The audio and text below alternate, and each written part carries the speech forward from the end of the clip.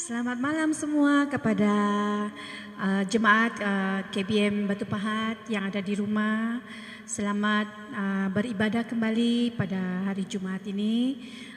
Saya mengucapkan selamat beribadah kepada semuanya. Walaupun kita berjauhan di rumah, tapi kita tetap satu dalam kebaktian kita pada malam hari ini.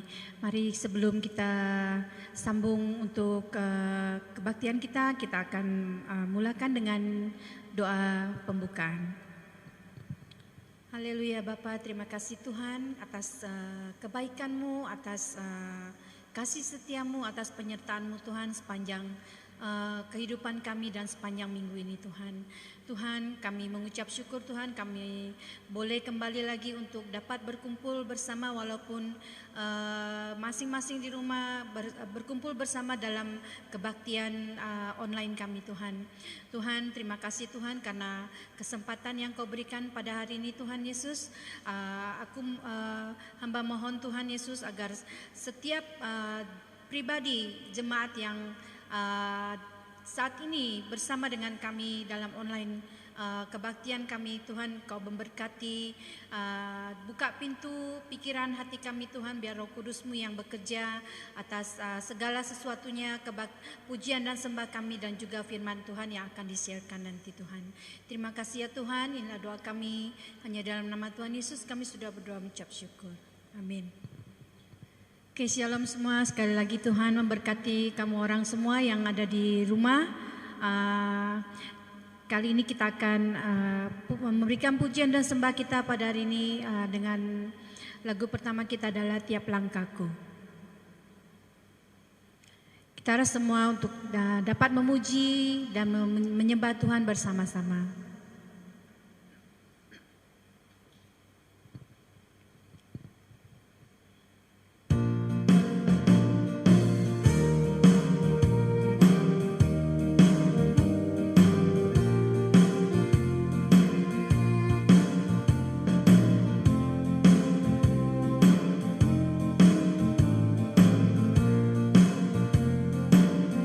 Tiap langkahku di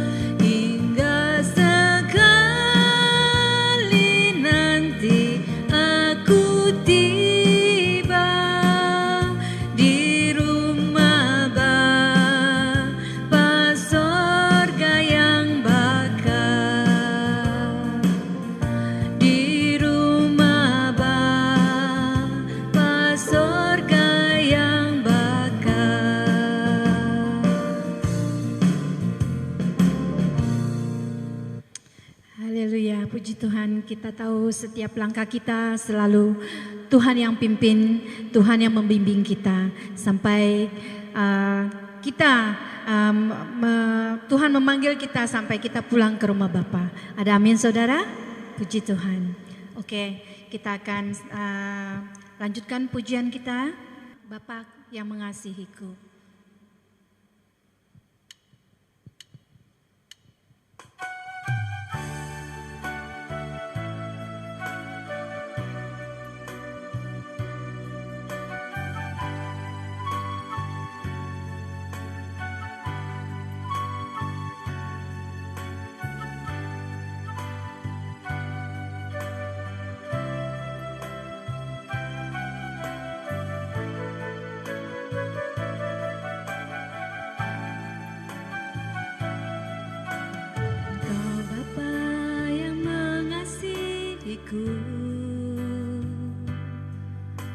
Tak kau pandang bentuk dan rupaku,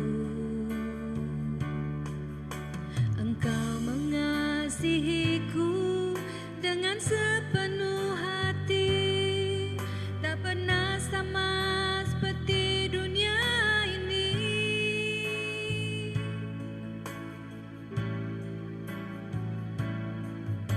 Engkau Bapa yang mengajariku melewati badai langit biru. Kau yang buatku terbang bagaikan raja wali, mengatasi segala pencobaan. Sebab Bapa-Ku yang baik, mengerti bahasa tetesan air mata, tak Kau biarkan ku berjalan sendirian. Bab Kau Bapa-Ku yang baik, Engkau sungguh baik.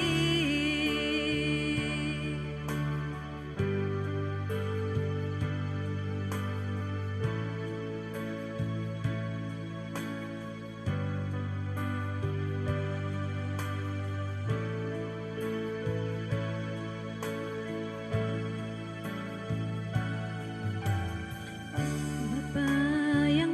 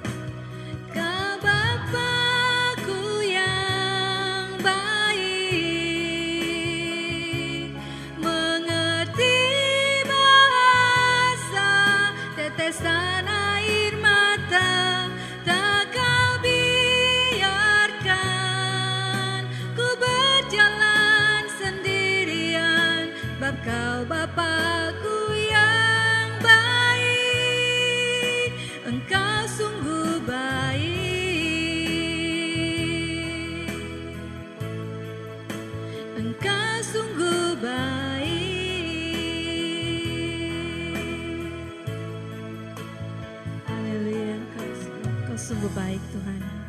Haleluya.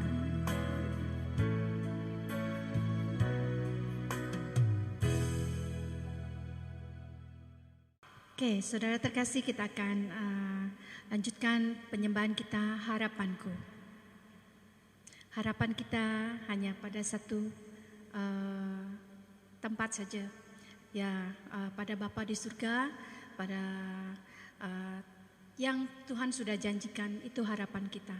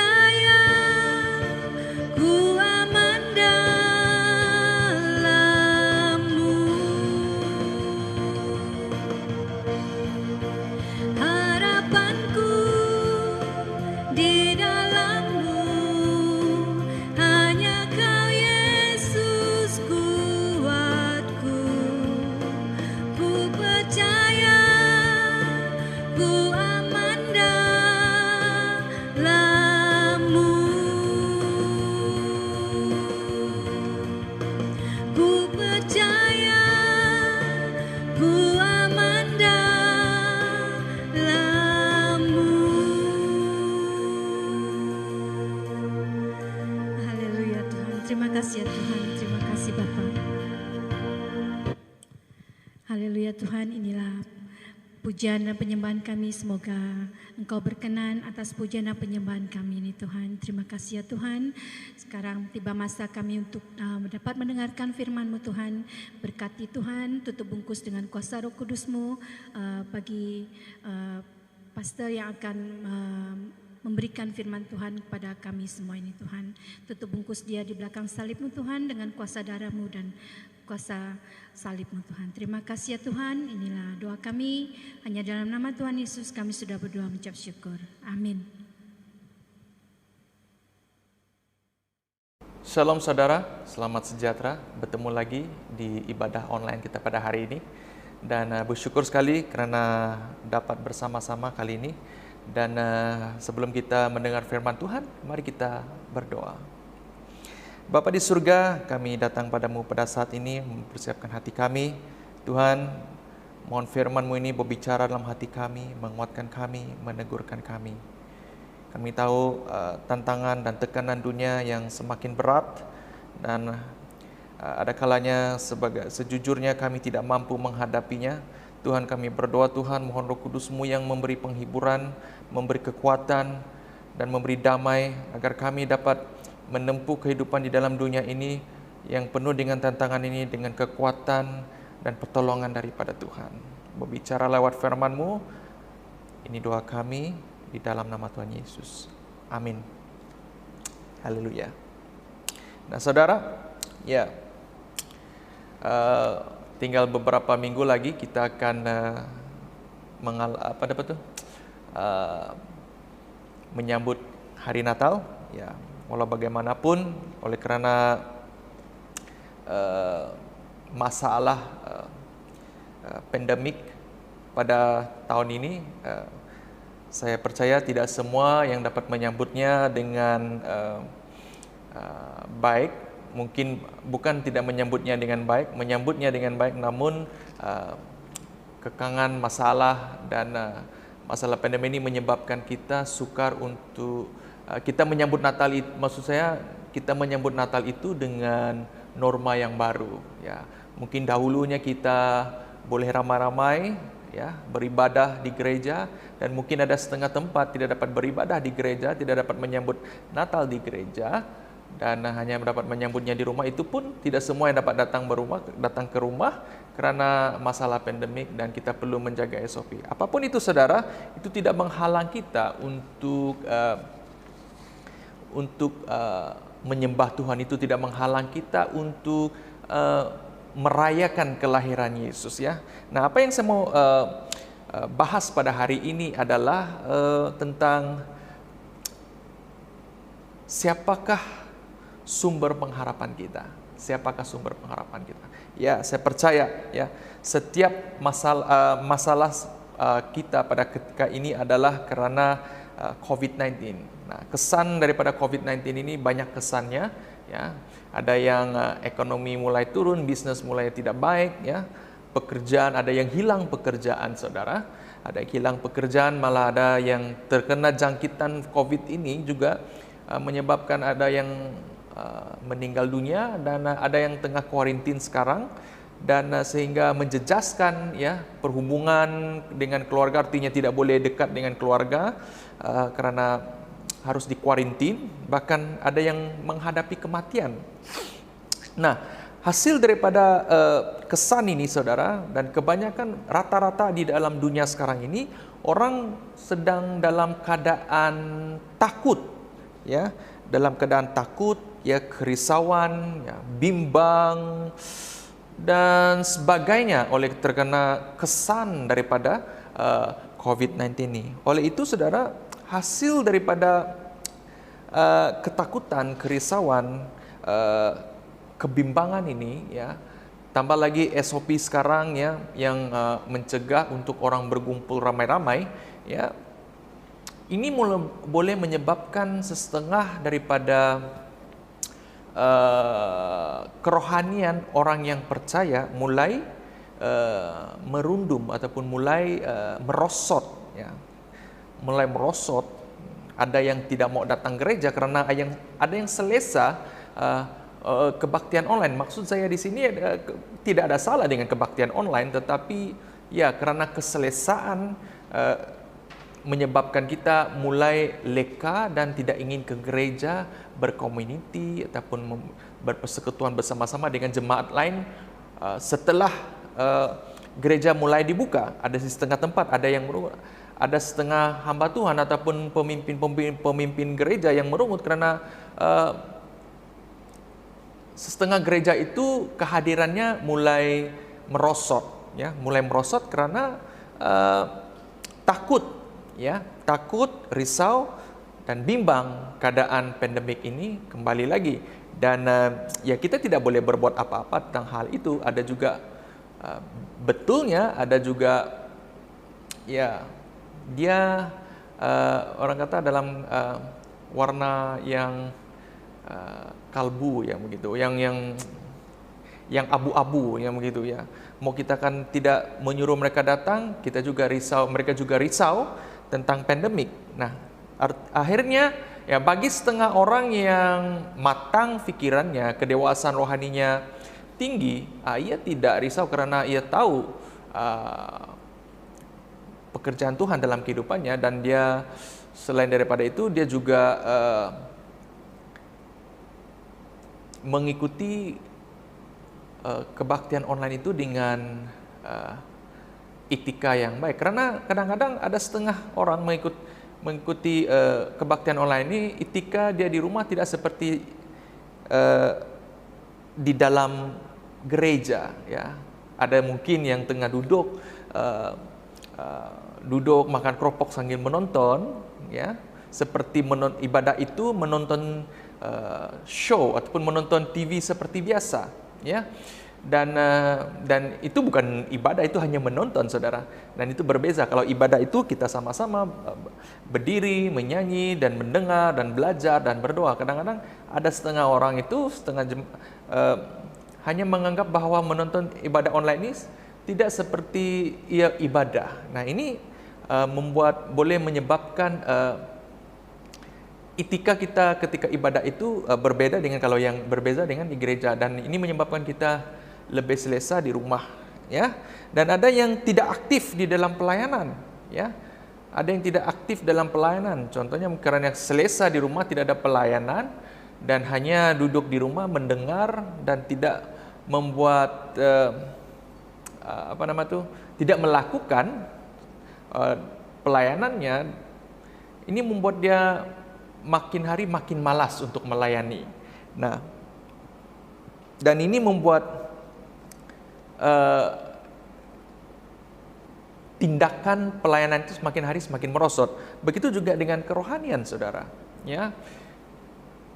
Dan saya percaya ada setengah orang yang di rumah masing-masing orang Kristen kerohaniannya mulai merosot, ya, karena keselesaannya di rumah. Keselesaannya menyebabkan dia ya tidak apalah. Saya juga boleh nonton yang lain, saya boleh menonton kebaktian ini pada hari yang lain, ya. Saya boleh menonton dan berbagai alasan yang dilakukan di dalam kepala kita, yang karena keselesaan kita itu yang membuat iman dan kesetiaan kita kepada Yesus itu mulai merosot sehingga ia menjadi kering. Dan apabila iman kita kepada Yesus Kristus atau iman kita kepada Tuhan mulai merosot, mulai kering, saudara, maka pengharapan kita itu lebih ke arah dunia. Artinya kita lebih berharap kepada dunia berbanding berharap kepada Tuhan. Karena hasil daripada kemerosotan dalam kerohanian kita menyebab kita beralih, ya. Kenapa saya katakan demikian? Mungkin karena kamu tidak lagi kita mulai melengahkan masa kita di dalam ibadah kita, karena kita mulai tidak menghadirkan diri di dalam pelayanan, maksud saya di dalam gereja. Kita tidak menghadirkan diri kita, mungkin ada pelayanan di Zoom, ya. Karena ada yang kadang-kadang setengah mempunyai alasan seperti tiada lain, ya. Kita tidak boleh menyalahkan yang tiada lain, karena mungkin ada yang tidak memang betul-betul tiada lain, dan kemungkinan juga menyebab line memang tidak bagus, ya. Dan inilah salah satu keburukannya apabila kita melayani secara online, ya.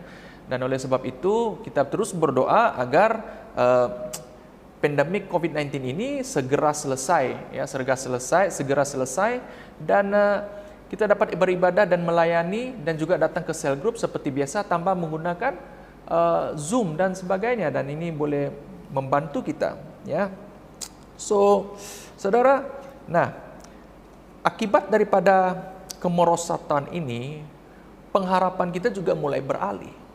Nah, pertanyaan sekarang, oleh karena pengharapan kita mulai beralih, ini berarti jiwa kita, hati kita, pemikiran kita, apabila sesuatu yang terjadi, kita mulai merasa risau dan bimbang dan berada dalam ketakutan, melanda di dalam pemikiran kita, apalagi kalau kita duduk di rumah, ya, sering menonton berita tentang pandemi COVID-19, ya. Statistik analisis itu menyebabkan apabila kita itu tidak salah untuk melihat, untuk mendengar ataupun melihat berapa banyak yang telah terjangkit dan positif, dan jika kita tidak mengawal minda kita, mengawal hati kita dengan kepercayaan kita yang kita ada sebagai seorang yang percaya, itu menyebabkan kita mulai lebih rasa takut, bimbang, karena apa yang kita lihat itu lebih besar, lebih tinggi daripada Tuhan yang kita percaya. Harapan kita kepada Tuhan itu, kepercayaan, iman, kesetiaan kita itu lebih kurang. Nah, ini yang menjadi bahayanya karena menyebabkan kerohanian orang Kristen yang setengah orang Kristen semakin hari semakin merosot. Nah, dan oleh itu, saudara, kita kena pasti ataupun melihat balik atau step back, ya, sekarang ini untuk bertanya pada saat kita menghadapi ketakutan, kerisauan, ya, kebimbangan di tengah-tengah masalah, ya. Siapakah sumber pengharapan kita? Ya, siapakah sumber pengharapan kita? Nah, jika sumber pengharapan kita lebih kepada dunia ini berarti keadaan dunia, ya, keadaan ekonomi, keadaan kesehatan dunia ataupun keadaan sebagainya yang dunia telah berikan, maka apa-apa yang terjadi dunia, ya, contohnya terjadinya pelandaan ini, kita mulai risau dan takut, membuatkan kebimbangan kita berlebihan. Nah, ini yang menyebabkan kita mulai risau dan bimbang, karena apa yang dunia berikan itu kita boleh nampak daripada apa yang Tuhan berikan. Karena apa yang Tuhan berikan itu kita harus percaya dan beriman. Oleh sebab itu, saudara, adalah sangat penting pengharapan itu menentukan sama ada saudara perlu untuk bimbang, takut, atau risau. Ya, so jika saudara berharap kepada uang, maka saudara akan risau tentang keuangan saudara. Bila keuangan saudara ataupun ekonomi mulai tidak baik, jadi saudara akan risau tentang duit daripada hal yang lain. Ya, duit tidak ada, saudara risau karena harapan saudara adalah keuangan, duit ataupun uang. Jika saudara risau atau bimbang dengan penyakit saudara, harapan saudara pastinya dokter. Jadi jika dokter itu tidak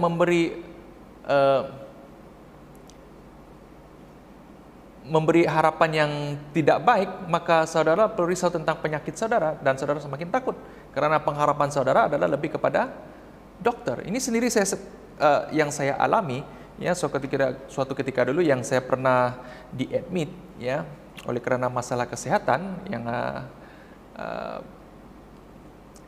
saya diadmit, dan harapan saya lebih kepada dokter tersebut berbanding yang lain, karena dokter yang memeriksa saya. Jadi bila dokter itu tidak mengedar ataupun memberi sesuatu jawaban yang tidak kurang menyenangkan atau tidak baik, dan saya mulai risau karena satu-satunya harapan saya adalah dokter itu. Nah, ini membuat saya berpikir dan membahas kepada hari ini, siapakah sumber pengharapan kita apabila kita menghadapi kerisauan.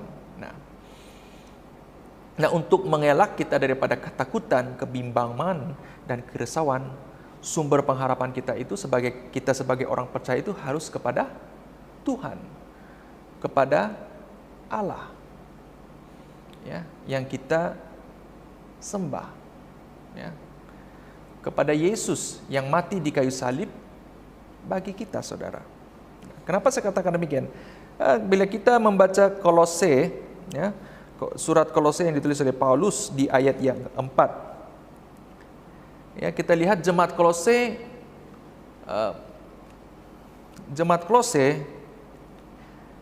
menjadi orang Kristen yang hidup dengan penuh kesetiaan dan kasih, karena harapan bagi mereka adalah apa yang disediakan oleh Allah bagi mereka yang di surga. Kita boleh lihat di ayat yang kelima. Nah, karena karena harapan yang Tuhan bagikan itu yang akan memberi kekuatan bagi kita, ya. Karena harapan apa yang Tuhan sediakan di surga itu lebih berharga berbanding harapan yang diberikan di dunia. Karena harapan yang diberi dunia itu tidak kekal, tetapi harapan yang diberi oleh Allah harapan yang diberi oleh Allah di surga itu kekal, saudara. Nah, ini yang menguatkan jemaat Kolose untuk terus hidup di dalam iman mereka dan kesetiaan mereka, dan mereka bertumbuh karena apa yang mereka pegang itu, apa yang mereka harap itu, apa yang ada di surga. Karena mereka percaya bahwa itu merupakan warisan yang terhebat, ya. Dan melalui warisan yang terhebat ataupun yang akan mereka wariskan pada saat mereka tidak ada lagi di dunia ini, karena pengharapan yang Tuhan sediakan di dunia itu, di surga itu lebih adalah kekal berbanding dunia. Oleh sebab itu yang membuat mereka hidup terus lebih setia, dan iman kepercayaan mereka lebih kuat walaupun di dalam tengah-tengah keadaan dunia, keadaan situasi mereka tidak begitu baik. Nah, kita harus belajar daripada jemaat Kolose ini. Nah, untuk apalagi pada saat kita di dalam keadaan tengah-tengah pandemik ini, nah, kita harus menjadi sumber pengharapan kita itu adalah Allah, apa yang disediakan oleh Allah, apa yang disediakan oleh Tuhan kita di surga, dan itu yang menguatkan kita. Nah, bila kita sadar bahwa apa yang disediakan Tuhan di surga itu, dan itu yang juga itu yang menguatkan kita, saudara. Oleh sebab itu, saudara, ya, Filipi 4 ayat 6 hingga 7 katakan begini, saudara. Janganlah hendaknya kamu khawatir tentang apapun juga, tetapi nyatakanlah dalam segala hal keinginanmu kepada Allah dalam doa dan permohonan dengan ucapan syukur. Damai sejahtera Allah yang melampaui segala akal akan memelihara hati dan pikiranmu dalam Kristus Yesus. Nah, saudara, sebagai orang Kristen, ya, kita tidak seharusnya khawatir tentang apapun juga, ya. Kita harusnya tidak takut. Satu, karena pengharapan kita. Nah, yang kedua adalah, mulai dari hal-hal yang besar bahkan sampai hal-hal yang terkecil sekalipun, ketika kita memiliki harapan, kita harus menyatakan permohonan kita tersebut di dalam doa. Nah, dan tidak lupa kita harus mengucap syukur atas apa yang kita miliki, saudara. Ya, rasa syukur ini tidak sembarangan. Seharusnya sesuai dengan arti bersyukur di dalam Alkitab. Nah, Dengan mempercayakan harapan kita kepada Allah dan ucapan syukur, Ia akan memberikan kita damai sejahtera. Nah, damai sejahtera untuk kita, dan teguh terus harapan kita. Ya, dengan membaca ayat Alkitab tentang kepercayaan kita. Nah, ini sangat penting apalagi pada saat kita mengalami pandemi ini. Di dalam Yohanes pasal 14 ayat 27 katakan begini, damai sejahtera ku tinggalkan bagimu, damai sejahtera ku berikan kepadamu, dan apa yang kuberikan tidak seperti yang diberikan oleh dunia kepadamu. Janganlah gelisah dan gemetar hatimu. Nah, Allah menjanjikan ataupun berjanji memberikan damai sejahteranya kepada kita. Damai yang Ia beri tidak sama seperti damai yang ditawarkan oleh dunia. Damai dari dunia, ya, dari sesama manusia hanyalah bersifat sementara dan hanya conditional. Nah, namun damai dari Allah selalu hadir dan ada untuk kita. Dan Ia tidak akan mengambil kembali damai yang telah Ia berikan untuk kita.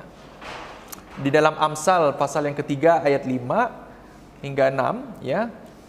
Percayalah kepada Tuhan dengan segenap hatimu, dan janganlah bersandar kepada pengertianmu sendiri. Akuilah Dia dalam segala lakumu, maka Ia meluruskan jalanmu. Ketika kita merasa gelisah, ya, kita bersandar kepada pengertian kita sendiri. Kita menilai apa yang terjadi dengan kita, dengan pengertian kita, saudara. Padahal Allah kita adalah Allah yang maha kuasa. Kita tidak mungkin sanggup untuk memahami seluruh isi pikirannya. Oleh karena itu kita harus mempercayakan kehidupan kita sepenuhnya kepada Allah. Ia sendiri akan memampu dan meluruskan, ya, segala jalan kita dan segala kehidupan kita. Oleh itu, saudara, ya, firman Tuhan hari ini mengajar. Kembali lagi saya akan bertanya kepada kita, siapakah sumber harapan saudara pada saat kita mengalami keadaan situasi pada saat ini? Dan saya ingin memberitahu saudara bahwa jika pengharapan kita letak kepada tempat yang salah, ya, maka kita akan mulai goyah, kita akan mulai gelisah. Tetapi bila kita meletak pengharapan kita kepada Allah, kepada Tuhan Yesus yang mati di kayu salib kita, maka pengharapan kita itu berkekalan. Dan damai sejahtera Tuhan itu senantiasa ada bersama-sama kita. Mulailah kita merenung kembali, melihat kembali, ya. Pada saat kita dalam kebingungan, ya, kegelisahan, ya, kerisauan, ya. Melihat kembali hubungan kita dengan Tuhan, ya. Bagaimana hubungan kita dengan Tuhan, ya. Adakah kita melebihi hubungan kita dengan orang lain ataupun hubungan kita dengan Tuhan? Saudara, Tuhan adalah sumber pengharapan kita. Apa yang disediakan oleh Allah bagi kita di surga itu menjaminkan kekekalan bagi kita. Oleh itu, demikian firman Tuhan. Mari kita berdoa. Bapa di surga, kami bersyukur, terima kasih untuk firman Tuhan yang kami pelajari pada hari ini. Kami mohon biarlah firman Tuhan ini terus menjadi kekuatan bagi kami. Kiranya Engkau Tuhan terus memberkati kami, memberi kekuatan kepada kami, dan terus memberkati setiap jemaat-Mu KBMG GPP dimanapun mereka berada. Yang sakit Tuhan, Engkau memberi kesembuhan. Yang sedang dalam keadaan yang kegelisahan, dalam sedang keadaan yang mempunyai masalah, Tuhan, Engkau memberi jalan keluar bagi mereka. Berkati setiap jemaat-Mu Tuhan. Lindungi mereka dari segala sakit penyakit, dari segala masalah. Kami percaya Tuhan, apapun Engkaulah sumber pengharapan kami. Terpujilah nama-Mu Tuhan. Ini doa kami di dalam nama Tuhan Yesus. Amin. Tuhan memberkati.